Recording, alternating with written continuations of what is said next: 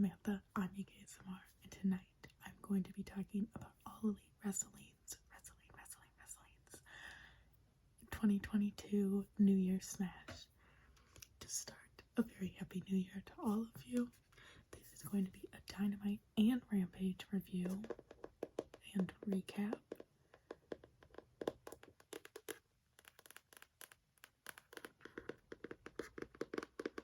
So, lots of notes.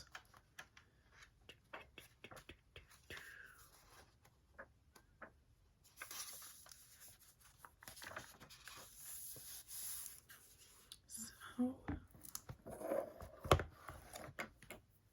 if you haven't watched one of these before, there isn't like a lot of reviewing. I don't give out like ratings. I just talk about what happened, what I thought. I focus on clothing a lot of the time. But yeah, super fun. Okay, so we started out Dynamite on December 28th, 2022 with Ethan Page versus Bryan Danielson. My family was actually watching with me because I was at home and my family was at home. Ethan Page is probably my sister's favorite.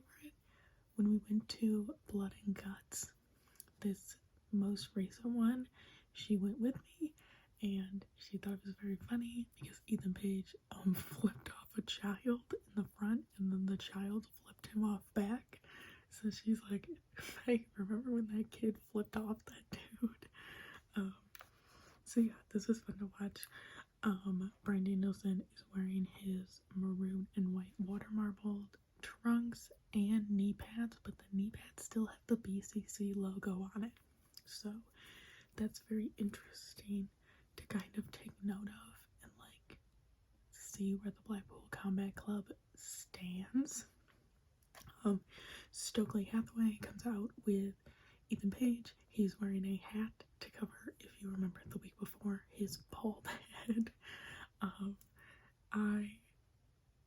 There's some wonderful shenanigans that I just loved. But they're both in the ring before they can even start. MJF's music plays. He's up in a suite, kind of overlooking them. There is a woman with him who is not his fiance.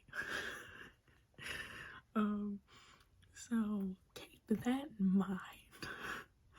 Then we start the match.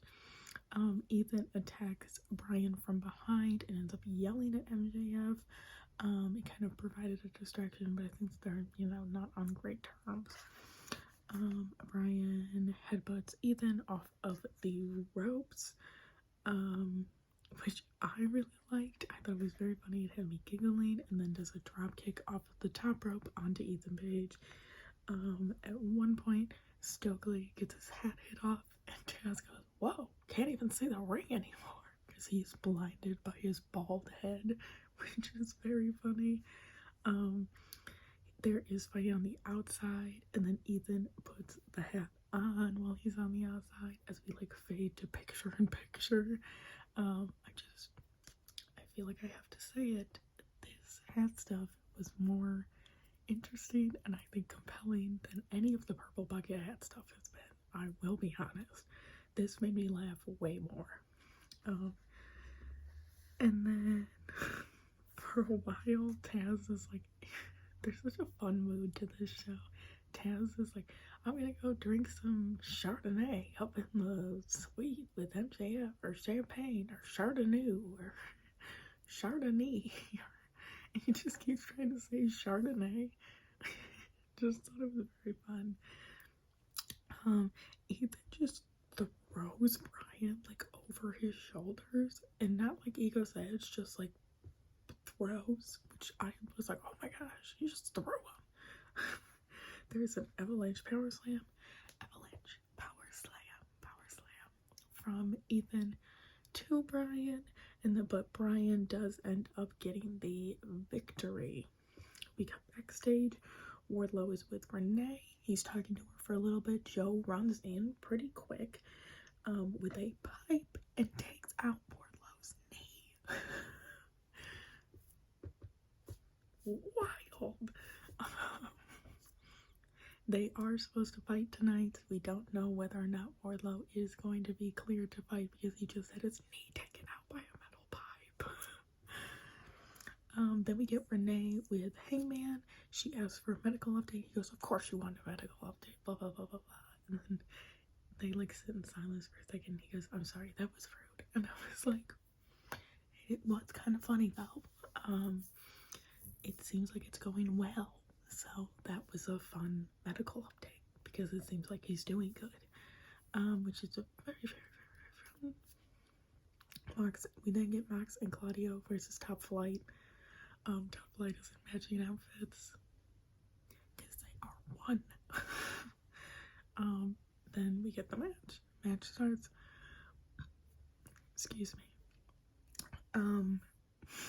I think that Claudio and Moxley are mean in this match. And maybe that's because I like Top Flight, but this was like their heel turn to me because I was like, feels like we're being very aggressive for no reason. I know that that's Mox's thing, but I think that he is aiming to be the heel when he eventually gets to face Hangman. Obviously from a promo we will see later on. But Top Flight try and attack really quickly once the match starts, but Mox and Claudio just outmuscle them, kind of end up catching them figuratively and literally out of the air. Darius doesn't even have his hoodie taken off yet because they were going to attack so quickly, and Claudio like rips it off.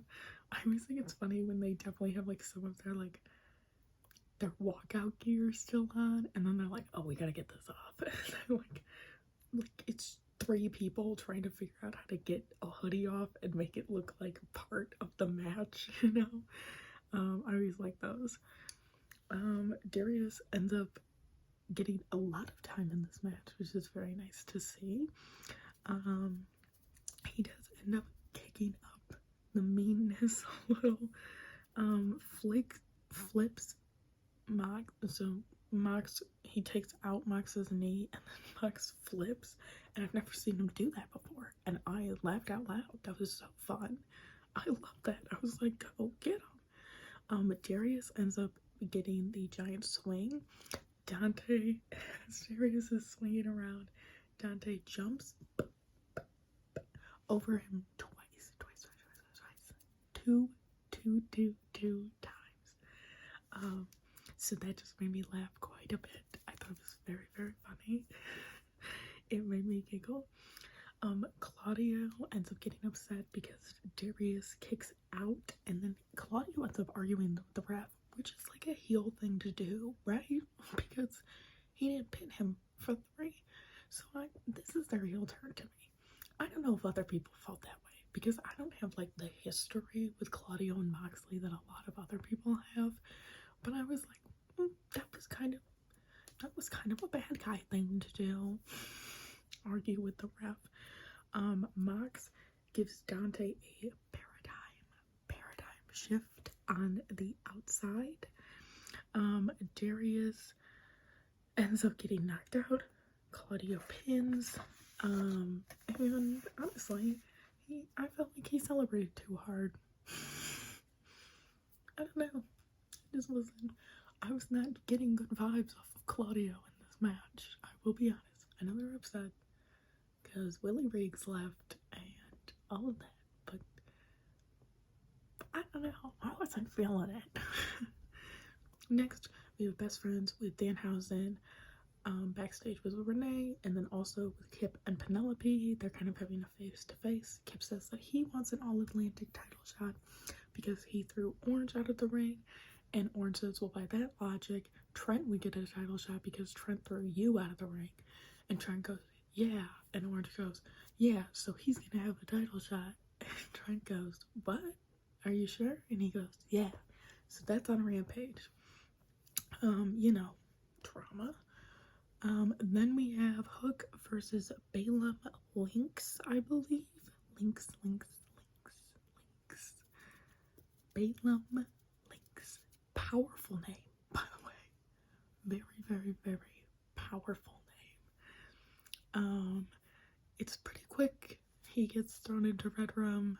Balaam ends up tapping. Then after match, we have Stokely and William Morrison coming out with Lee Moriarty as well. Stokely calls Hook the Southwest Airlines of AEW. Topical burn. Taz says he's going to slap Stokely across his lip, which I loved. I was like, yes, get him. Fight for your son. I love family dynamics. Jungle Boy comes out to kind of intervene. Lee Moriarty and Jungle Boy end up getting entangled, and then Big Bill ends up getting in the ring with Hook, and Hook is staring right at him, and Hook even picks him up for a second. I screamed. I was like, he picked him up. But it actually does not, continues to not go well because Bill reciprocates, but then Jungle Boy hits him with a 2x4. 2x4. Which made me laugh quite a bit. I thought it was very, very funny. I don't know, there was a fun energy to this show. I don't know if it was the holidays or what, but it just had a lot of interesting dynamics. Then we get a Action Andretti, Ricky Starks, Jericho, and JAS drama recap. Little catch up. Then Jericho is backstage. Jericho tells Andretti that beating Chris was the highlight of his career and that he should just retire now because he's made it. And then he tells Ricky that he will see him later. So that's that story. We get Mogul Affiliates, which is Swerve Strickland's new group, with Renee backstage. They do not tell us the name of that scary man with the tattooed face and the little braids. Renee does say, I am disgusted with what you have been doing, which I thought was funny. It's like, yeah, you get him, Renee. You tell him. And then Wheeler Yoda comes in and is like, I'm gonna fight Swerve. And I was like, oh, I am excited for this, but I am worried. So that is also on Rampage, so we will be talking about that later as well. Then we get the 6th match in Death Triangle versus the Elite. Kenny Omega's wearing a Kota Ibushi shirt, and that is everything to me. And if he's on TV on Wednesday, I am jumping off the roof. I'm so excited. I'll probably cry. Like, I'm gonna be so honest. If I see both of the Golden Lovers in the same place on Wednesday on AEW, I'm gonna cry. They don't actually even need to be in the same building. If a video recorded message of Kota comes up, I will be in tears. I fear it's going to happen because if we recall, Kenny wore CM Punk shirts before CM Punk came, but not like CM Punk, like Cookie Monster and Chick Magnet and, you know, all those. I'm so sorry. I have no idea what that was. I am in my house right now. Sounds like somebody let out a balloon. I'm so sorry.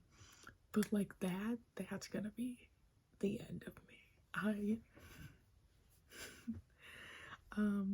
My sister made me laugh so hard because it's a Falls Count Anywhere match, and halfway through, my sister goes, they keep saying it's Falls Count Anywhere, but they've already fallen. And I thought she was joking, so I laughed, and she looked at me, and I was like, oh my gosh, are you not joking? And she goes, no, they've fallen, like, multiple times, like, over each other. And I was like, Kat, the fall is the 1, 2, 3. And she goes, well, that's a pin, so it should be called Pins Count Anywhere.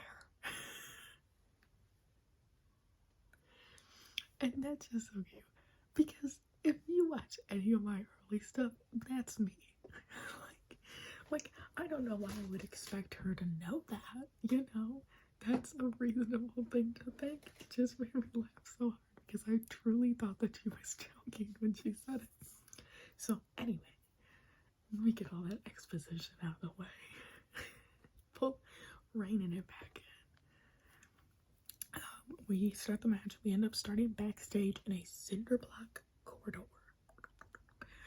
Alex, and then we like turn, and Alex Abrahantes has all the belts and is like scurrying away. I thought that was very funny. Pac jumps off of the risers backwards, does a little flip. Nick then also goes off of the risers and onto Penta, and they go through a table. My sister did point out, she goes, I love the trash cans filled with non-messy garbage. Like they're throwing trash cans and they're filled with like wrappers, and then the catering table is like cookies like won't really make a mess, you know. Pac takes a super kick and lands on a rolling cart, and you see him like slide by in the camera, and it just looks like he's floating. That made me laugh. Nick, when he jumped off of onto Penta onto the tables, by the way, I was worried because it did look like he messed up his arm a little. Like, maybe he's just good at his job. But I was like, oh, because he kind of landed like on his hand, on his arm, and I was like, oh my gosh. Hope that you're okay. Kenny and Phoenix disappear, so we are kind of left with just the other four for a while backstage. Once they get out of backstage though, Phoenix reappears on top of the tunnel, out of the entrance ramp, and jumps onto all of them. We see in the corner Kenny, who got jumped on, is being like consoled by Brandon Cutler, which I loved. Matt does just 3 Northern Lights suplexes down the ramp to Pac, and then ends up suplexing both Pac and Phoenix at the end of the ramp, which is very fun. Kenny is stuck in a trash can. We took a Sarah Mioto break, which I thought was funny because it's just like Penta standing in the ring but against one of the ropes, being like, and the whole crowd is like really getting in on it. Don Callis is on commentary for this, and I didn't really clock any of his usual commentary besides when he goes, Kenny grew up on the mean streets of Winnipeg, so, you know, he can really fight. That just made me laugh. I don't know why. I think it's just because I don't think of Winnipeg like that. Then they do that thing in the ring where everybody hits, so say it's one person here, the next person hits that person, the next person hits the person that just hit that person, the next person just hit that person that hit that person, and they keep going, and they just keep hitting each other successively. I don't know if that's a word, but like one after the other, and I love that, and where it's just kind of chaos, and you can't even really like swallow down the move that you just watched before there's like another one, and you're just kind of watching. It's chaos, and then it's like they finish and they're all on the mat, and you're like, yay. So I love those. Kenny power bombs Pac into a trash can. Phoenix is doing great in these matches, by the way. Like, I was just watching him and I was like, boy, he is shining against the Elite. I think that they are setting up Phoenix for something, you know, maybe not all of Death Triangle, but with the storyline they're giving Phoenix of like the hammer and everything, it feels like he is really getting set up. Nick just throws a chair at Pac, like just like upright, and he also does it to Penta. There is a BTE trigger on Penta. Pac ends up breaking the fall. Matt accidentally kicks Nick, which was very fun. Tension. Kenny, One Winged Angels Phoenix, okay, restart. Pac has Matt in a submission hold in the ring. It is false count anywhere. Kenny and Phoenix have fought their way out into the crowd. Kenny one-winged angels Phoenix through, like, I don't know what you call it. It's like a riser or something. It's not a table, but it breaks, you know? Through, off of the crowd, through a riser. It gets 1, 2, 3. He ends up winning, but Pac doesn't realize because he has had Matt in the submission the whole time. Matt finally taps. Pac thinks he's won, but that is not correct. I really like the finish of this. I felt like it was something new. It used the false count anywhere in a way that wasn't just like, oh, they're in the crowd. Like, I liked a double kind of photo finish type thing. That was very fun. Yeah, I was really, really happy with this one. Then we get the Acclaimed and Billy Gunn doing a diss track rap against Sanjay and Jeff Jarrett and Jay Lethal and Satnam Singh.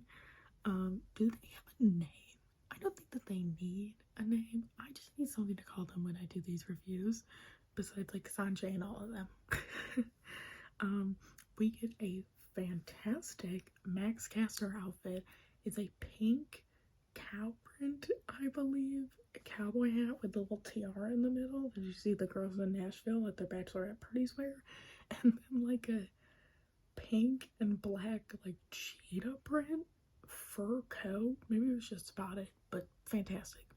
No notes, best outfit of the night.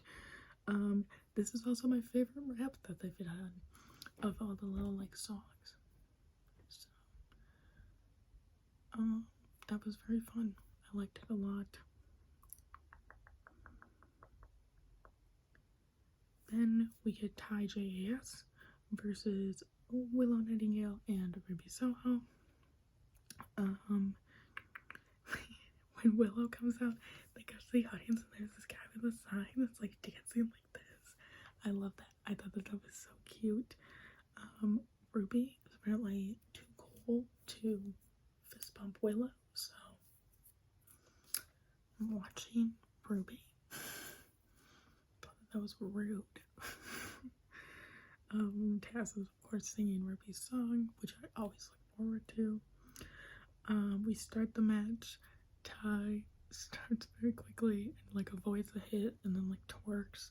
That made my mom laugh. I did think it was funny.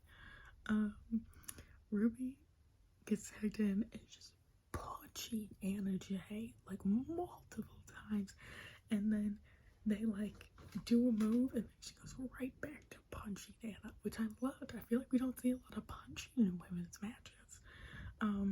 Ruby the whole time wants to fight Ty because Ty broke her nose, so that's kind of what the whole match is building to. She ends up reluctantly tagging Willow back in to fight Anna, but she kind of the whole match kind of feels like she's reluctant to tag Willow in, which is boring. That's boring. Be friends with Willow, Ruby. What am I writing? Oh, we get this from Willow. I think that that's cute. Ty JAS is isolating Willow in the corner for most of picture-in-picture. So she's really getting beat up. Finally, Ruby and Ty end up both getting tagged in, and we see those punches from Ruby again, which I loved. That was kind of like a little setup and payoff. Anna, so Willow ends up breaking a pin by tackling Anna into the pile, and which I also love. I think that's a fun move, especially with somebody who's strong. Like, I'm like, yeah, they would just like muscle their way in there. Anna is with a chair. Aubrey takes it, but while Aubrey's back is turned, Ty gets a chair, throws it at Ruby. Ruby catches it, then Ty kicks the chair. Then we get the Ty KO with a pin to Ruby, and Ty JAS ends up winning. So very, very, very interesting. Then we have the Guns with Lexi Nair. The Guns don't want to stop for an interview because they're too busy partying from their win against FTR last week. So good for them. Then we get Ricky and Renee. Ricky's 2 lines that I pulled out were, yes, I'm a star, obviously. Slay.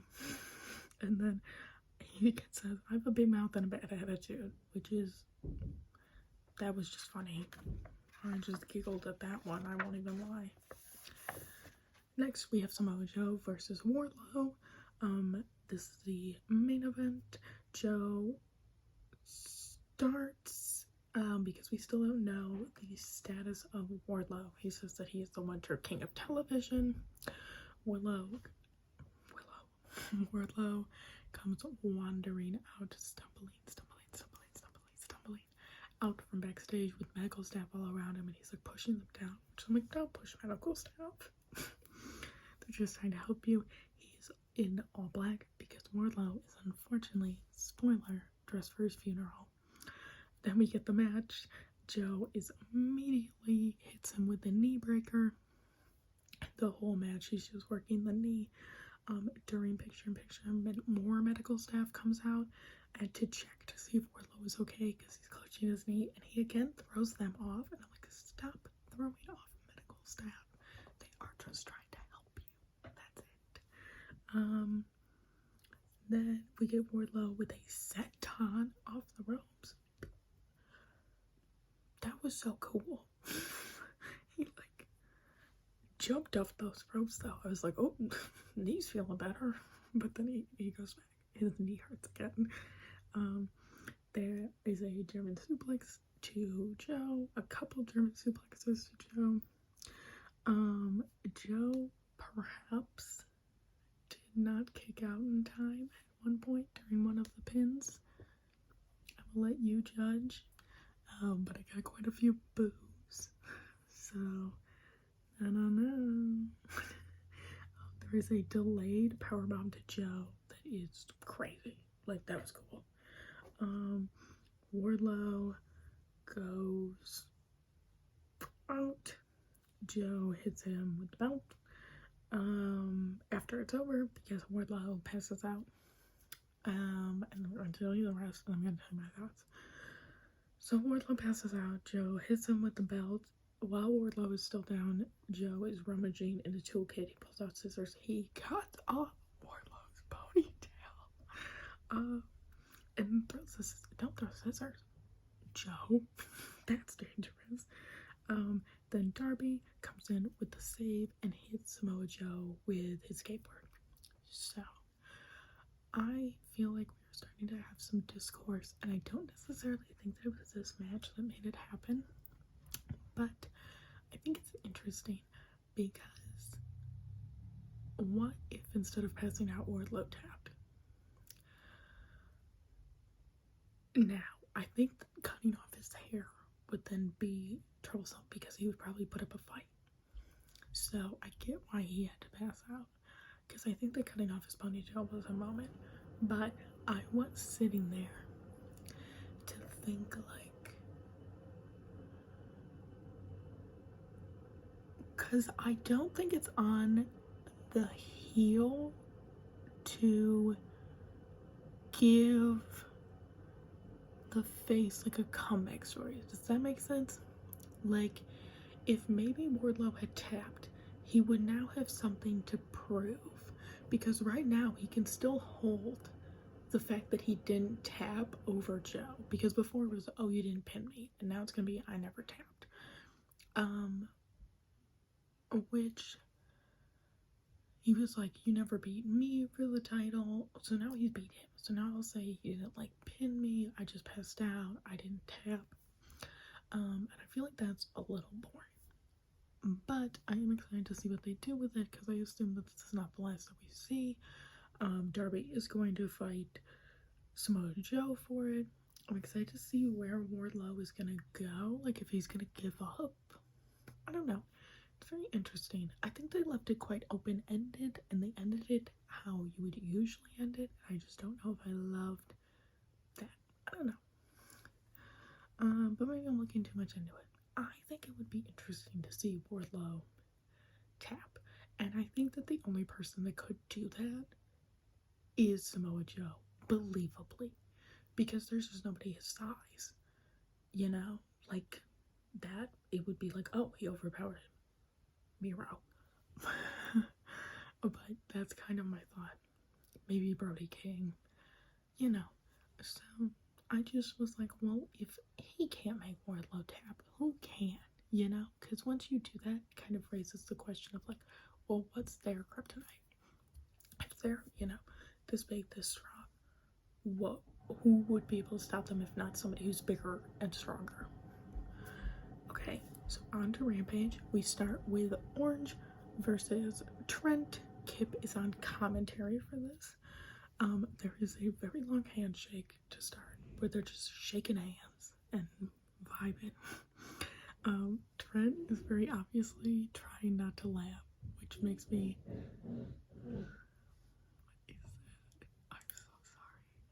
I'm filming this more in the day than I usually do, but it's because I wanted to get it out. So very sorry. Anyway, so Trent is trying not to laugh, which makes me laugh because he's keeping a good face, but you can see it in his eyes, where his buddy is, you know, being very fun. Orange won't hug Trent. That is not giving the people what they want. Orange ends up jumping to the outside, and Danhausen like lightly kicks him, which I thought was funny. I was like, yeah, get him.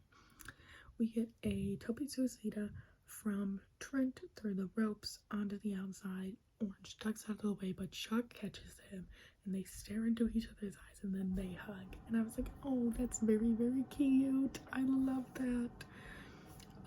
Orange hops over Trent on the outside as Trent is trying to run him into the barricade, so Trent goes into the barricade.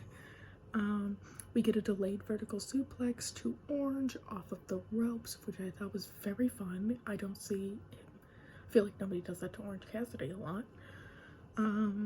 He then like lightly taps Trent's chest, which makes me laugh. Orange goes to remove his elbow pad and then looks like kind of sad about it. It's like, oh, it's because he's fighting his friend. He doesn't want to take off his elbow pad. And Kip is like, he's weak for that. I'm just like, whatever. There are some big counters to each other. Penelope ends up coming out, getting on the ring. Trent is like, get off. And then Orange kind of takes that opportunity to pull the orange punch, and Orange ends up winning. Kip does a little dance down the ring. He's like, oh my gosh, why is Penelope coming out? Who'd have thought? And Trent looks pretty upset about it. He walks up the ramp alone. And I was like, Wheeler was right about you.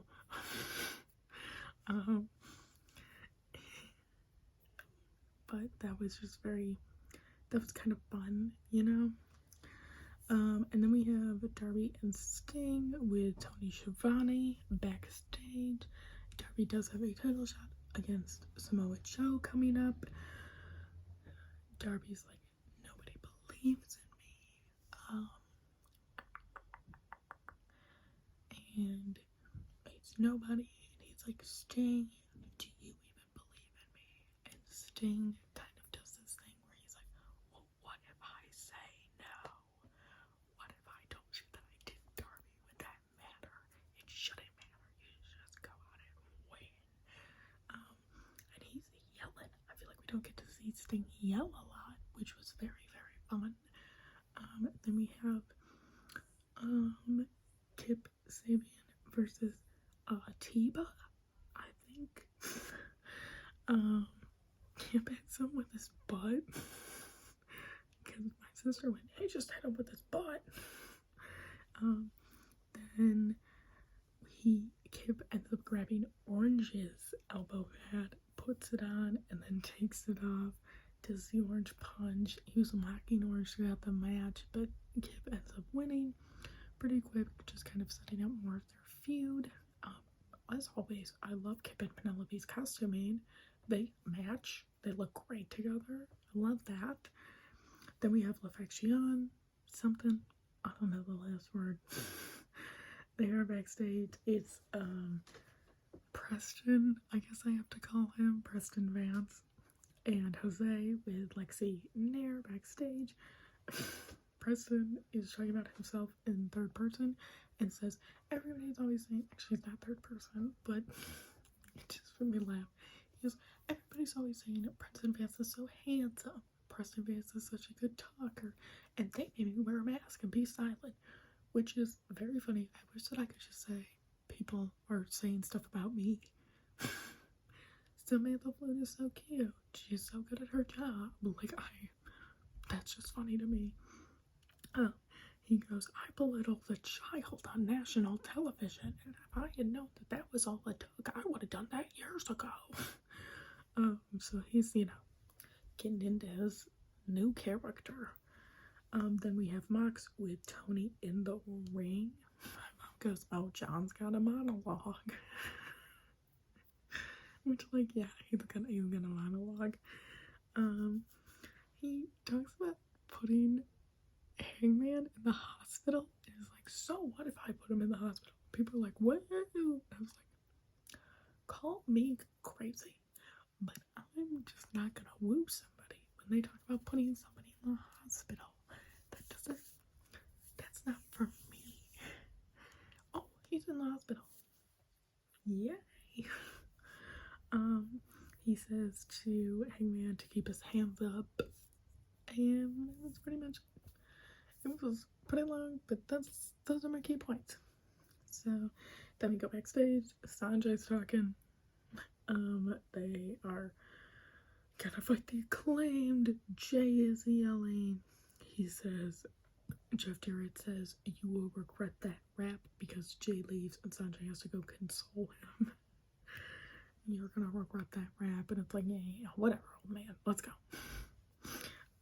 Then we have Kiera Hogan versus Jade. Okay. I want Betty's storylines to be more prominent, because I literally was like, why are they fighting?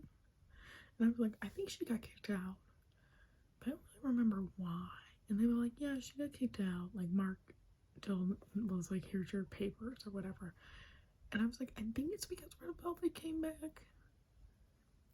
But I don't really remember. And I feel like I should remember what's happening with one of the title holders groups. So, but Kiera comes out. I'm like, oh my gosh, she's got a little tail, because she's got like a little something hanging out the back of her shorts. It is her merch, so go get her more merch. She is in all blue, and then Jade is in all red, so they look like Sonic and Knuckles, or Player 1 and Player 2. Hogan, so we're at the match. Hogan reverses a delayed vertical suplex from Jade, which I don't think I've seen. It was so fun. I loved it. So. Oh, reversed a delayed vertical suplex. Just so fun. Red, they were fighting on the outside. Red Velvet actually stops Jade from hitting Kiera. I would like to imagine that because Jade is wearing red gear and Red Velvet has copyright is mad because she's copyrighted that, and it's copyright infringement for her to be wearing red when Red's name is literally Red Velvet. Kiera ends up pulling Jade off the ropes. I thought that was very fun. She's really getting momentum. She's got Jade kind of beat. She climbs the ropes and like hits the turnbuckle. And Tony Schiavone on commentary goes, "Don't hit the turnbuckle, girl. Make the pin." I just love him being like, "Girl, queen, don't do that." But unfortunately, Kiera's hit with the Jaded, and Red Velvet, we see at the end, walks out before any of the baddies. We are definitely seeing some splintering, and I would love for these to transition into tag teams. I think that would be very fun. We get Jamie Hayter talking. Fantastic. She's gonna demolish Soraya. Then we have Mark Starling backstage with the varsity athletes. Mark is mad at Bryan Danielson for meddling. He says the word meddling. Meddling in MJF's affairs. So he's going to throw Tony Nese to fight Bryan Danielson in Bryan Danielson's hometown of Seattle. That makes sense? So that will be on Wednesday. People seem mad about this. I don't know why. I think Tony Nese is fun. Whatever. Then we have our main event, which is Wheeler Yuta and Swerve Strickland. So I feel like they didn't explain this well enough because spoiler, Wheeler Yuta loses, and I fully was like, oh my gosh, he lost the belt. Which I know they didn't say it was for the belt, but they also didn't say it wasn't for the belt. So I don't know. I just assumed it was for the ROH Pure Championship. I know that the Pure Championship is like rules and whatever, and I should have like caught on that it wasn't that kind of match, but I didn't, and I need them to make more clear when it's not for the title. Because if they're holding a title, I just assume it's a title shot. Unless I interpreted that all wrong and he did lose the belt. They just didn't make any post about it, so I'm assuming it's not for the belt. So last match of 2022, Wheeler Yuta loses. Rude. Anyway, so they're backstage doing their little segment. And Mike says all that he knows is destroy, destroy, destroy. They're like hyping him up. Claudio's back there. And then Swerve's got his dudes. Wheeler calls the two with Swerve tattoo redo rejects. That was funny. That was a good line. Parker Bordeaux is playing with his chain the whole time, and he stands like this. And I need him to lower his head a little. I know that we're confident, but it's like shoulders back, not like head up. And he's playing with the chain the whole time, and I'm like, just look, I see it. I see the chain. Yuta is in his green pants tonight, and Swerve is in like black, like gray on black tights. I know that he's like fully a heel and like fully a bad guy now, but like he used to have such fun tights, and they were like neon, and I was a little disappointed. I will be honest, I was a little disappointed. I like the furs that you've been wearing, but I wasn't loving the tights. So we get to the match.